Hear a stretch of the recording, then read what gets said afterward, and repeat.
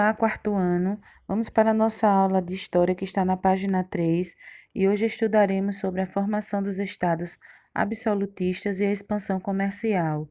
Os estados absolutistas se formaram ao longo dos séculos 14 e 15 na Europa.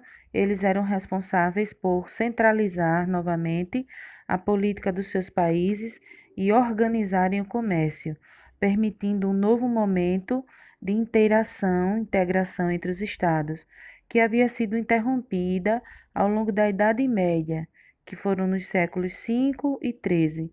Nesse sentido, só podemos entender a chegada dos europeus nas Américas a partir dessa reformulação dos estados. A formação dos estados absolutistas. Após a formação dos estados e do comércio na antiguidade, houve um longo período de guerras e invasões que mudou completamente o estilo de vida das pessoas.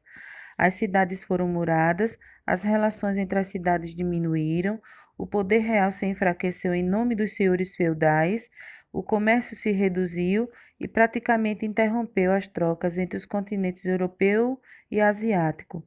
Esse período é conhecido como a Idade Média e durou entre os séculos 5 e 13. Entre os séculos 11 e 14, houve o Renascimento Comercial, que é conhecido assim porque foi o período em que o comércio entre as cidades voltou a ser realizado e os reis voltaram a centralizar o poder de todo o território. Durante o Renascimento Comercial, houve o surgimento de uma nova camada social, que foi a burguesia. Ela era composta principalmente pelos comerciantes que negociavam em suas cidades. Inicialmente, essa burguesia se aproximou do rei para que o poder fosse centralizado, já que a descentralização do poder encarecia o comércio praticado entre as cidades e, além de facilitar as trocas pela instituição de impostos e moedas únicas. Assim, o rei se fortaleceu novamente, já que, além da lealdade da burguesia, contava com o apoio da nobreza, que necessitava do apoio financeiro e militar dos reis e também dos camponeses. Os camponeses, que era a classe trabalhadora, recorriam ao soberano contra os abusos dos senhores feudais. Dessa maneira, o rei pôde impor sua autoridade sobre as pessoas do seu reino e instituiu a formação do exército profissional, da moeda única e criou impostos para seu sustento e das instituições de seu reino. Com o fortalecimento político do rei, também era necessário estabelecer práticas econômicas que pudessem sustentar o Estado, a sua família e seus funcionários. Para isso, muitos reis, entre os séculos XV e XVII, basearam suas economias no mercantilismo, e as principais características do mercantilismo são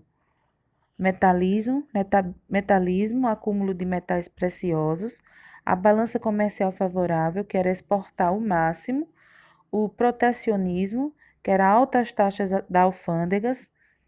das alfândegas, estímulo às manufaturas, que facilitava as importações de matérias-primas, incentivo à expansão marítima e aos monopólios coloniais, que era o pacto colonial, que se resumia em fazer trocas somente com os países que o dominava, das metrópoles que a dominavam.